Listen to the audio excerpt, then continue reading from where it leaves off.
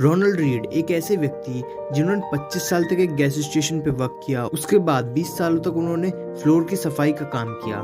लेकिन 2014 में जब उनकी मृत्यु हुई तो पता चला कि वो $8 मिलियन के मालिक हैं। इसी के उलट एक और व्यक्ति रिचर्ड फ्यूस्कॉन, जो कि एक एग्जीक्यूटिव थे, उन्होंने हार्वर्ड से MBA किया था और वो एक बिजनेस मैगजीन 14 अंडर 14 की मोस्ट सक्सेसफुल पीपल की लिस्ट में भी शामिल हुए थे।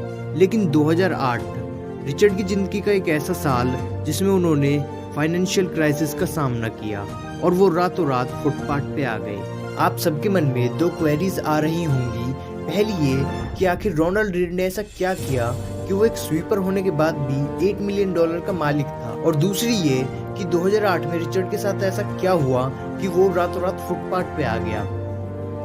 आपकी क्वेरीज का जवाब आपको आज की book summary the psychology of money, timeless lesson on wealth, grade and happiness, author bye Morgan hustle में मिल जाएगा। लेकिन उससे पहले आप ये बताइए कि अगर मैं आपको चॉइस दूं, एक खूबसूरत बंगला या $3 मिलियन, फ्रीडम या अच्छी रेपुटेशन, तो आप क्या चुनना चाहेंगे? अच्छा ये बताइए, क्या आपको भी लगता है कि लाइफ में काफ़ी पैसा कमा लिया है? और क्या आप जानना चाहते हैं कि आखिर $100 मिलियन कैसे कमाए जाएं? अगर ये सारे सवाल आपके दिमाग में घूमते हैं तो ये आज की बुक समरी आपके लिए है। इस बुक समरी को हम 4 पार्ट में कवर करेंगे। Part 1 the greatest show on earth, part 2 never enough, part 3 confounding compounding, part 4 difference between getting wealthy और staying wealthy. Author Morgan Housel जब कॉलेज में थे तो पैसा कमाने के लिए वेटर की जॉब किया करते थे। जहां वो जॉब करते थे वो लॉस एंजलिस का एक आलीशान और महंगा होटल था। वहां एक बार एक गेस्ट आया जो कि अक्सर वहां आया करता था। वो लड़का एक टेक्नोलॉजी एग्जीक्यूटिव था और काफ़ी तेज दिमाग वाला था। सिर्फ 20 साल की उम्र में ही उसने वाईफाई राउटर के लिए एक की कॉम्बिनेशन डिज़ाइन किया था और उसे पेटेंट भी करवा लिया था। उस यंग मिलेनियर ने कई सारी टेक कंपनियां स्टार्ट की और बाद में उन्हें बेच दिया। वो काफ़ी सक्सेसफुल था, लेकिन पैसा के मामले में थोड़ा अनलकी था। वो लड़का जहाँ भी जाता अपने साथ नोटों की गड्डियाँ रखता था और जो भी उसके साथ बात करता उसे वो ये पैसे दिखाता और शराब पीकर बड़ी बड़ी डींगे मारता। एक दिन उस आदमी ने गाड़ी पार्क करने वाले गार्ड को बुलाया और उसे कुछ नोट देकर पास वाली दुकान में जाने का ऑर्डर दिया। गार्ड को नोट के बदले दुकान वाले ने कई सोने के सिक्के दिए। तो उस यंग टेक्नीशियन ने उन गोल्ड कॉइन्स का क्या होगा ये सोचकर उसने उन्हें समुद्र में फेंक दिया। उसने अपने दोस्तों को भी बुला लिया और सबने मिलकर वो गोल्ड कॉइन ऐसे फेंके जैसे तालाब में कोई पत्थर फेंकता है। उसके कुछ दिन बाद एक दिन वो यंग मिलेनियर गलती से होटल के लैंप से टकरा गया। मैनेजर ने उससे कहा कि लैंप की कीमत $500 है, तो उस आदमी ने तमाशा खड़ा कर दिया और उसने अपनी जेब से पैसा निकालकर मैनेजर के मुंह पे फेंक के मारे और बोला, ये रहे $5000, अब दोबारा अपनी शक्ल मुझे मत दिखाना। शायद आप सोच रहे होंगे कि ये कहानी असली नहीं है, या आप सोचेंगे कि यंग मिलेनियर का क्या हुआ। जी हाँ, ये स्टोरी एकदम सच है। इस किताब में आप कुछ ऐसी ही कहानियाँ पढ़ेंगे, लेकिन इस कहानी के लास्ट में यंग मिलेनियर का दिवाला निकल गया। उसने कुछ ही सालों में जो भी रुपए कमाया था उसे उड़ा दिया और उसके सारे पैसे खत्म हो गए और उसके बाद उसके यार दोस्तों ने भी उसको छोड़ दिया। तो इससे हमें ये पता चलता है कि पैसे से आप सब कुछ खरीद सकते हैं, लेकिन एक अच्छा व्यवहार नहीं खरीद सकते। चलिए एक और कहानी सुनाता हूँ। रोनाल्ड रीड एक जेनेटर यानी दरबान थे। वो एक छोटे से गांव में पैदा हुए और वहीं पले बड़े थे। वो अपने परिवार के पहले ऐसे इंसान थे जिन्होंने हाई स्कूल तक पढ़ाई की थी। और सबसे मज़ेदार बात यह है कि वो रोज़ लोगों से लिफ्ट मांगकर स्कूल जाया करते थे। रोनाल्ड एक साधारण जिंदगी जी रहे थे। 25 साल तक उन्होंने एक गैस स्टेशन पे गाड़ियां रिपेयरिंग का काम किया और उसके बाद 20 साल तक फ्लोर की सफाई का काम किया। अब वे 38 के हो चुके थे और उन्होंने एक 2 बेडरूम वाला घर खरीदा। उन्होंने वो घर $12,000 का खरीदा था और अपनी पूरी लाइफ उसी घर में गुजारी। रोनाल्ड की शादी हो चुकी थी, परंतु उनको कोई बच्चा नहीं हुआ था, और जब वो 50 के हुए तो उनकी वाइफ चल बसी। जिस दिन रोनाल्ड ने न्यूज़ हेडलाइन बनाई, वो दिन उनकी मृत्यु का दिन था। ये 2014 की बात है, वो 92 की उम्र में चल बसे। रोनाल्ड रीड के पास इस वक्त $8 मिलियन थे। उसमें से उन्होंने 2 मिलियन अपने दोनों सौतेले बच्चों के लिए छोड़े और बचे 6 मिलियन एक लोकल हॉस्पिटल और लाइब्रेरी को दान कर दिए। अगर आप विकिपीडिया पे रोनाल्ड रीड के बारे में सर्च करेंगे तो आपको पता चलेगा कि वो एक चौकीदार, गैस स्टेशन अटेंडेंट, इन्वेस्टर और समाज सेवक और एक मिलेनियर थे। लेकिन ये कैसे हुआ? इसमें कोई ट्रिक नहीं है। रोनाल्ड ने ना ही कोई लॉटरी जीती थी और ना ही उनके पास खानदानी पैसा था। रोनाल्ड ने इतने सालों तक पैसा बचाकर ब्लू स्टॉक चिप में इन्वेस्ट कर रखा था। बस इतनी सी बात थी, वो एक एक पैसा सेव करते थे। यहाँ तक कि उन्होंने कभी इंटरेस्ट भी नहीं निकाला था। उन्होंने अपनी सारी सेविंग को सालों साल कंपाउंड किया और उनकी मृत्यु तक उनके पास $8 मिलियन जमा हो गए। अब आप सोच रहे होंगे कि आखिर कोई व्यक्ति सेव कर करके इतनी बड़ी नेटवर्थ कैसे बना सकता है? तो आप बिल्कुल सही सोच रहे हैं। दरअसल रोनाल्ड रीड अपने फ्री टाइम में लाइब्रेरी जाते थे और वहाँ से बिजनेस, इन्वेस्टमेंट जैसी बुक्स पढ़ते थे। उन्हीं बुक से उन्होंने इन्वेस्टिंग सीखी और इन्वेस्टिंग सीखने के बाद उन्होंने कुछ ऐसे शेयर्स खरीदे जिन शेयर ने आगे चल के उन्हें काफी फायदा दिया, जिसकी वजह से उनकी मौत के टाइम उनकी नेटवर्थ $8 मिलियन थी। अच्छा, क्या आप कंपाउंडिंग का कॉन्सेप्ट जानते हैं? इसके बारे में हम बाद में बात करेंगे, लेकिन उससे पहले आपको एक और स्टोरी सुननी चाहिए। अब जरा एक नजर डालते हैं उस व्यक्ति पर जो कि रोनाल्ड रीड से बिल्कुल ही अलग है, रिचर्ड फ्यूस्को। मेरिल लिंक में एक एग्जीक्यूटिव थे। उन्होंने हार्वर्ड से MBA किया और वो 40 की उम्र में रिटायर हो गए थे। एक बिजनेस मैगजीन 14 अंडर 14 की मोस्ट सक्सेसफुल पीपल की लिस्ट में भी रिचर्ड शामिल हुए थे। कनेक्टिकट में रिचर्ड का 18,000 स्क्वायर फीट का एक बंगला था, जिसमें 2 स्विमिंग पूल, 2 लिफ्ट, 7 गैराज और 11 बेडरूम थे। इस बंगले की मैनेजमेंट का खर्चा ही $90,000 पर मंथ आता था। इसकी मैनेजमेंट बरकरार रखने के लिए रिचर्ड ने काफी बड़ा उधार लिया, लेकिन फिर उसकी किस्मत ने करवट बदली। 2008 आते आते उन्होंने फाइनेंशियल क्राइसिस का सामना किया और रातों रात रिचर्ड फुटपाथ पे आ गए।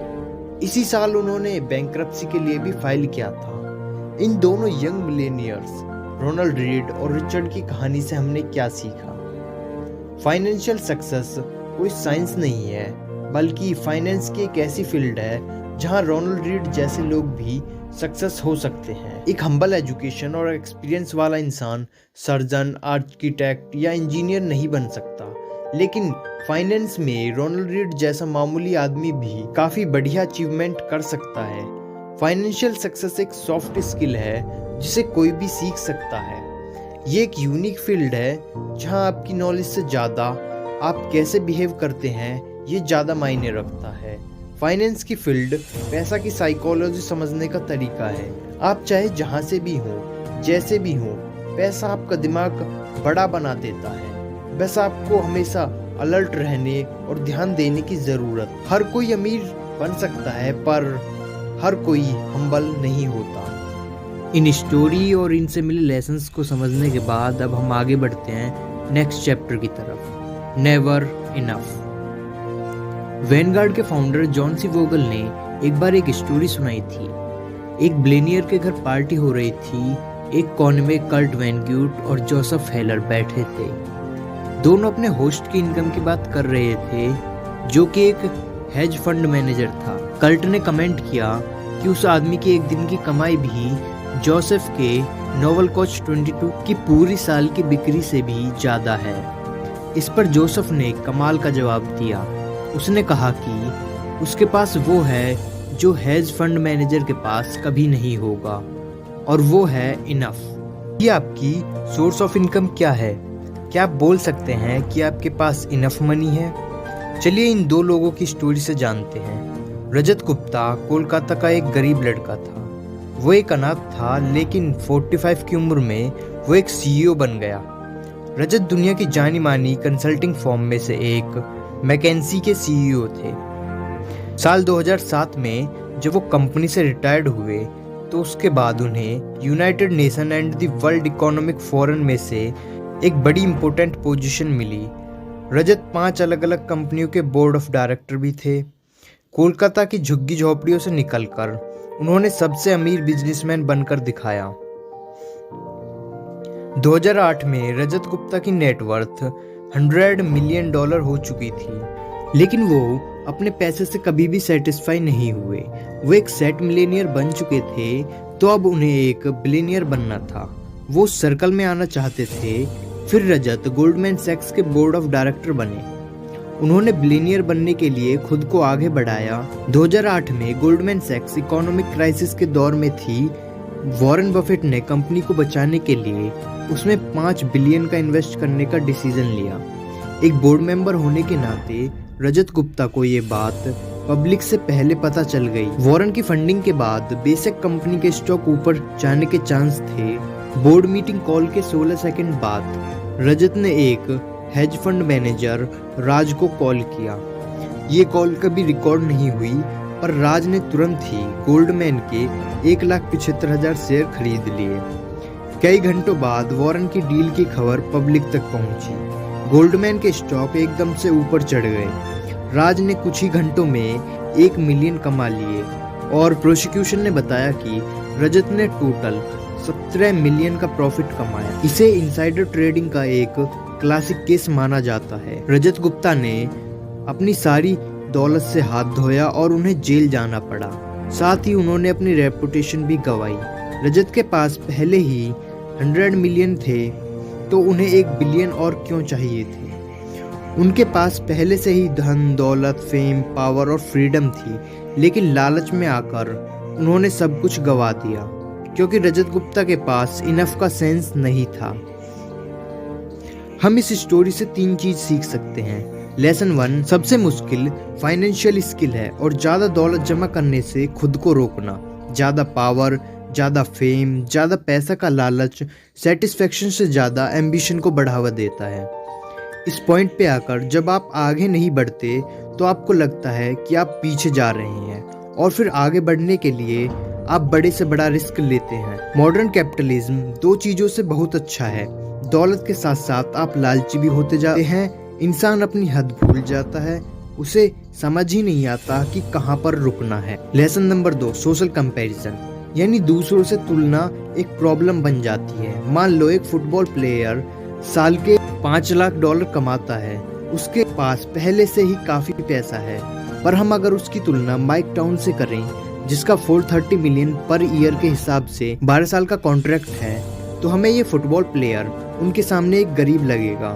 अब मान लो हेज फंड मैनेजर जो वो $36 मिलियन कमाता है, पर 2018 में top 10 highest paid hedge fund manager कम से कम $340 मिलियन साल के कमाते थे, तो हमें ये $36 मिलियन उनके मुकाबले काफी कम लगेंगे। लेकिन अगर टॉप हेज फंड मैनेजर जो साल के 340 मिलियन कमा रहे हैं, वो अपनी तुलना अगर टॉप 5 से करें, तो top 5 hedge fund manager $770 million कमाते हैं। और अगर टॉप 5 खुद की तुलना वॉरेन से करें, तो जो कि 2018 में उनसे $3.5 बिलियन ज्यादा अमीर थे। और अगर वॉरेन बफेट, जेफ बेजोस के लेवल में आना चाहें, तो उनकी नेटवर्थ 2018 में $24 बिलियन थी। तो देखा जाए तो आपकी सोशल कंपैरिजन की दीवार बहुत ऊंची है, कोई भी इसे छू नहीं सकता। अगर आप इस खेल में शामिल हो जाओ कि मैं अपने दोस्त जितना अमीर होना चाहता हूँ, तो आप कभी भी जीत नहीं सकते, क्योंकि जीतना और पैसे कमाने की कोई लिमिट नहीं होती, कोई पॉइंट नहीं जहाँ आपको इनफ लगे, आप सेटिस्फाइड फील करें। जीतने का एक ही तरीका है कि लड़ो ही मत। मान लो कि आपके पास काफी है, चाहे आपके आसपास के लोग और की चाहत में पागल हुए जा रहे हों। लास वेगस के एक डीलर ने कहा था कि कसिनो में जीतने का एक ही तरीका है, घुसते ही बाहर निकल जाओ। सोचो आप एक एग्जीक्यूटिव विलेन की पार्टी में हैं और आप और आपका दोस्त डिस्कस कर रहे हैं कि कौन ज्यादा अमीर है, किसके पास सबसे बड़ा घर है, कौन सबसे ज्यादा फेमस है और किसे लोग सबसे ज्यादा पसंद करते हैं। लेकिन आप देखोगे कि विनर कोई भी नहीं होगा, जीतेगा वही जो अपने आप से सेटिस्फाइड है, जो एक छोटे से घर में प्यार करने वाली फैमिली के साथ एक हंसी खुशी एक खुशहाल जिंदगी जी रहा है। लेसन नंबर 3, कुछ चीज पैसा, फेम और पावर से भी बढ़कर होती हैं, चाहे आपके पास ये सब कितना भी ज्यादा क्यों न हो। ये बातें रजत गुप्ता ने जेल से छूटने के बाद न्यूयॉर्क टाइम के अपने इंटरव्यू में कहा था। उनसे जब पूछा गया कि उन्होंने इस घटना से क्या सीखा, तो वो बोले, किसी भी चीज से ज्यादा अटैचमेंट मत रखो, चाहे वो आपकी रेपुटेशन हो या आपकी अचीवमेंट हो। ये चीजें कोई मैटर नहीं करती। इस हादसे ने मेरी पूरी रेपुटेशन बर्बाद करके रख दी है, लेकिन मैंने अब सीख लिया है कि मुझे इससे भी ज्यादा अटैचमेंट नहीं रखनी है। रजत गुप्ता खुद को बचाना चाहते थे। वो अपने किए की सफाई दे रहे थे। वो खुद को ही तसल्ली दे रहे थे कि उनकी रेपुटेशन उनके लिए अब कोई मायने नहीं रखती। लेकिन उनका कहना गलत था। रेपुटेशन बेशकीमती है, फ्रीडम बेशकीमती है, परिवार और दोस्त भी बेशकीमती हैं। लोगों का प्यार करना और बदले में उनका प्यार पाना भी बेशकीमती है। खुशियां बेशकीमती हैं, लेकिन ये सब पाने का एक ही तरीका है कि आप अपनी हद समझें। आपको याद रहे कि कब रिस्क लेना है और कब इनफ का मतलब इनफ है। और इस इम्पोर्टेंट लर्निंग को सीखने के बाद बढ़ते हैं नेक्स्ट चैप्टर की तरफ, कन्फाउंडिंग कंपाउंडिंग। एक फील्ड से सीखी हुई बातें हमें दूसरी फील्ड में काम आती हैं। क्या आपको पता है बहुत पहले आइस एज क्यों आया था? ये कुछ उसी तरह है जैसे इन्वेस्टमेंट में कंपाउंडिंग आपके पैसे पर ग्रो करती है। 19th सेंचुरी में जाकर साइंटिस्ट इस बात पर एग्री हुए थे कि धरती में कभी आइस एज आया था। इसका सबूत इतने करीब था कि आसानी से नजरअंदाज कर लिया जाता था। धरती में सिर्फ एक ही आइस एज नहीं आया, बल्कि हमारी पृथ्वी ने 5 आइस एज देखे हैं, जिनकी डेट का आज हम एक्यूरेट अंदाजा लगा सकते हैं। क्या आप सोच सकते हैं कि पूरी दुनिया को बर्फ से कवर करने, बर्फ पिघलाने और बर्फ से ढकने पर कितनी एनर्जी की जरूरत पड़ेगी? तो ये घटना 5 बार हो चुकी है, लेकिन आइस एज आया ही क्यों? आइस एज के पीछे क्या वजह है? इसके बारे में बहुत सी थ्योरी हैं। एक थ्योरी के हिसाब से माउंटेन रेंज में हलचल होने की वजह से क्लाइमेट में चेंज आया। एक दूसरी थ्योरी कहती है कि आइस धरती का नेचुरल वातावरण है, जिसमें ज्वालामुखी फटने से बदलाव आया है।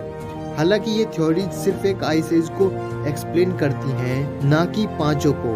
1900 की शुरुआत में एक साइबेरियन साइंटिस्ट म्लूतर मिलानकोविक ने सोलर सिस्टम में धरती की पोजीशन को स्टडी किया और वो इस नतीजे पर पहुंचे कि सूर्य और चंद्रमा की ग्रेविटेशनल ताकत का प्रभाव पृथ्वी के ध्रुव पर पड़ता है। मिलानकोविक ने कहा कि कई बार ऐसा भी होता है कि पृथ्वी अपनी धुरी पर कुछ ज्यादा ही झुक जाती है, जिससे इसे नॉर्मल से ज्यादा सोलर रेडिएशन मिलती है। पृथ्वी के हेमिस्फीयर में आने वाले बदलाव के चलते बहुत ज्यादा ठंड हो गई, जिससे पूरी पृथ्वी बर्फ की मोटी चादर से ढक गई। व्लादिमीर कोपन, जो एक रशियन मेट्रोलॉजिस्ट हैं, उन्होंने इस थ्योरी में एक कंडीशन जोड़ी। उन्होंने कहा कि एबनॉर्मल टिल्ट की वजह से धरती पर गर्मियों के मौसम में भी ठंड बढ़ गई थी। ये उस तरह की गर्मी थी जिसमें इतनी गर्मी नहीं होती कि पूरी बर्फ को पिघला सके। गर्मियों के बाद भी धरती के कुछ हिस्से बर्फ से ढके रहे, जिससे बर्फ को आने वाली सर्दियों में भी टिका रहने में आसानी हुई। साल दर साल इसी तरह बर्फ के ऊपर बर्फ की परतें जमा होती रही, जब तक पूरी पृथ्वी बर्फ से नहीं ढक गई। और इसी तरह आइस एज आया। देखा आपने, कंपाउंडिंग का कॉन्सेप्ट भी कुछ ऐसा ही है। मान लो आपने अपनी एनुअल सैलरी का 10% इन्वेस्ट फंड में जमा करना शुरू किया और आपकी एनुअल इंटरेस्ट रेट 10% है, तो अगले साल आपके पास आपकी सैलरी का 10% का 10% इंटरेस्ट रेट के साथ होगा। फिर आप 2024 तक अपनी सैलरी का 10% जमा करते गए। हर साल आप 10% जोड़ रहे हैं और हर साल आपको 10% इंटरेस्ट रेट भी ग्रो कर रहा है। अगर आप इस पैसे को अगले 10 साल तक नहीं निकालते हो तो आप मिलेनियर बन जाओगे। आइस एज भी धीरे धीरे बर्फ के जमा होने से आया। कंपाउंडिंग ऑफ इंटरेस्ट का मतलब यही है, धीरे धीरे पैसा जमा होना। क्या आपको पता है कि वॉरेन बफेट सिर्फ 10 साल की उम्र से ही इन्वेस्ट करते आ रहे थे? उन्होंने कभी भी अपने इंटरेस्ट का पैसा नहीं निकाला। उन्होंने कई सालों तक ये पैसा जमा होने दिया और जब वो 89 के हुए तो उनके पास 84.5 बिलियन थे। तो ये उनके डिसिप्लिन और 8 दशक के कंपाउंडिंग का नतीजा था। अगर आप कैलकुलेट करें तो वॉरेन बफेट ने अपने 50वें जन्मदिन के बाद ही $84.5 बिलियन कमाए थे। ये सब कंपाउंडिंग के पावर का कमाल है। इस इन्वेस्टमेंट के बारे में सोचो, 8 को अगर 9 बार प्लस किया जाए तो वो 72, ये जोड़ है। लेकिन जब आप 8 को 8 से ही 9 बार मल्टीप्लाई करेंगे तो क्या होगा? तो आपका रिजल्ट आएगा 13 करोड़ 42 लाख 17,728। देखा आपने कितना फर्क है। वॉरेन जब 20 या 30 के थे तो वो अपना पैसा यूं ही नहीं खर्च करते थे। उन्होंने 60 या 70 का होने तक इन्वेस्टिंग नहीं छोड़ी, वो लगातार इन्वेस्ट करते गए। उन्होंने 25 सालों तक पैसा जमा किए। वॉरेन की दौलत पर कई सारी किताबें भी लिखी गई हैं। फिर से बता दें कि उनके पास 84.5 बिलियन डॉलर है।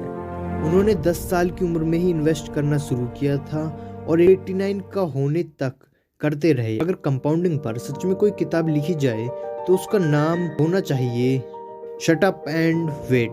तो आइए इस समरी के सबसे लास्ट और मोस्ट इम्पोर्टेंट चैप्टर की तरफ चलते हैं, अमीर होने और अमीर रहने के बीच का फर्क, getting wealthy versus staying wealthy.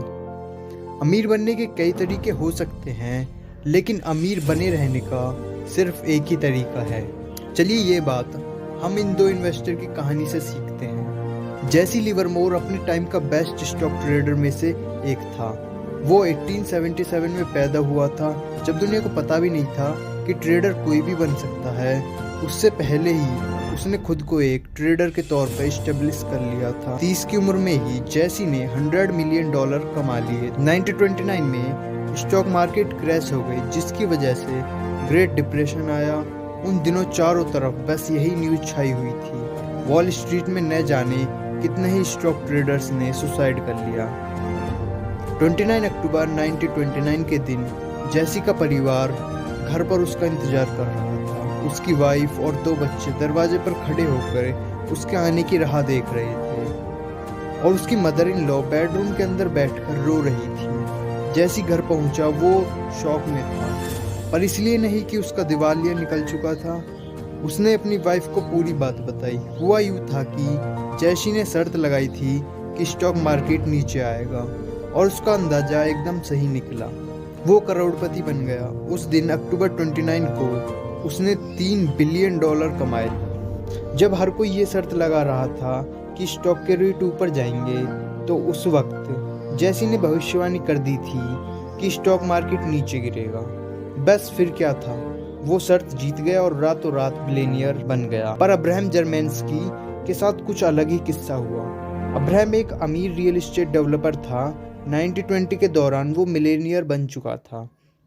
बाकी ट्रेडर्स की तरह अब्राहम ने भी काफ़ी बड़ी शर्त लगाई थी कि स्टॉक मार्केट ऊपर चढ़ता रहेगा।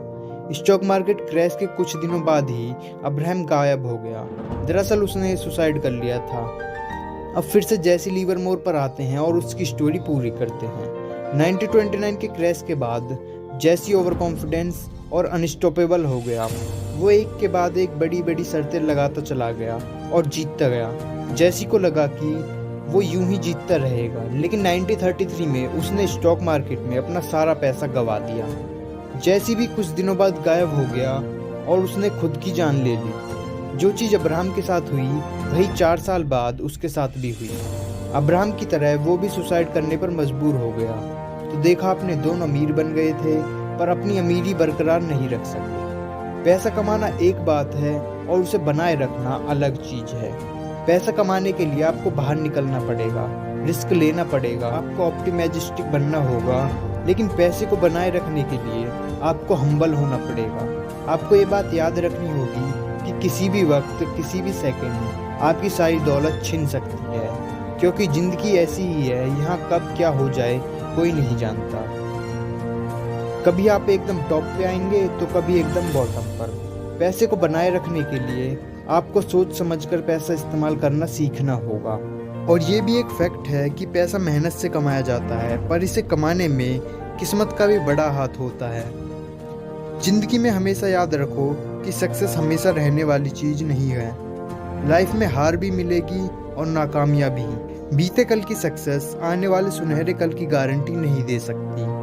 अब हम वॉरेन बफेट के पास वापस चलते हैं और देखते हैं कि उन्होंने 70 साल में अपनी वेल्थ कैसे मेंटेन करके रखी। उन्होंने अपना पैसा 10 सालों के लिए इन्वेस्ट किया और 1 दशक से भी ज़्यादा तक कंपाउंड होने दिया। और 89 की उम्र में उनके पास 84.5 बिलियन डॉलर थे। वॉरेन को इन्वेस्टिंग आती है। उन्हें पता है कि इन्वेस्टिंग के लिए कौन सी कंपनियां बेस्ट रहेंगी।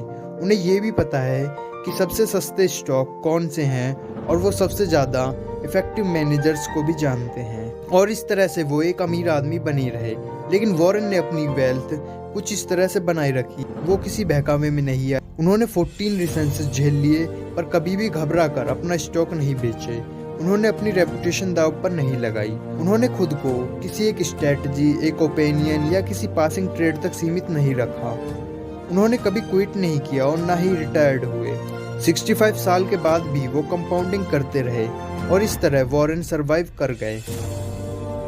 यहाँ सिर्फ साइकोलॉजी ऑफ मनी की बात नहीं है, psychology of feeling, psychology of satisfaction, कुल मिलाकर यहाँ ह्यूमन बिहेवियर की भी बात है। चलो फटाफट से इस बुक समरी के कंक्लूजन को भी समझ लेते हैं। आपने इस किताब में उस यंग टेक जीनियस की कहानी पढ़ी जिसने 1000 गोल्ड कॉइन समुद्र में फेंक दिए। आपने इस किताब में रोनाल्ड रेड की कहानी भी पढ़ी जिसने की फ्लोर की सफाई का काम कर एक मामूली से चौकीदार होने के बावजूद भी $8 मिलियन दान कर दिए। आपने हार्वर्ड MBA ग्रेजुएट और रियल एस्टेट इन्वेस्टर रिचर्ड फ्यूस्कॉन के बारे में भी पढ़ा जिन्होंने 2008 के क्राइसिस में अपना सब कुछ गवा दिया था। और आपने इस किताब में रजत गुप्ता की कहानी भी पढ़ी जिनके पास $100 मिलियन होने के बावजूद उन्हें $1 बिलियन और चाहिए थे। इस बुक में आपने जैसी लीवरमोर और अब्राहम जर्मेनकी की कहानी भी सुनी। इनमें से एक दिन के 3 बिलियन कमाता था जबकि दूसरा अपना सारा पैसा गवा बैठा था। बाद में दोनों लोगों ने सुसाइड कर लिया था। आखिर में आपने इस बुक में वॉरेन बफेट के बारे में पढ़ा। इन सारे लोगों में से आप किसके जैसा बनना चाहेंगे? याद रखो कि जिंदगी में रेपुटेशन, फ्रीडम, फैमिली, प्यार और खुशी ही सबसे कीमती चीज हैं जो पैसे, पावर और फेम से कहीं बढ़कर हैं। याद रखो कि ये दुनिया गोल है। हार और जीत जिंदगी का एक हिस्सा है। कभी हमारे पास सब कुछ होता है और कभी कुछ भी नहीं होता। अमीर बनने के कई सारे तरीके हैं पर अपनी अमीरी बरकरार रखने का सिर्फ एक ही तरीका है। इसलिए हम्बल बने रहें, पैसे की वैल्यू समझो और जो आपके पास है उसमें ही खुश रहना सीखें। जिनसे आप बेहद प्यार करते हैं उनके साथ वक्त गुजारो क्योंकि परिवार और सच्चे दोस्त ही इंसान का सबसे बड़ा खजाना होते हैं।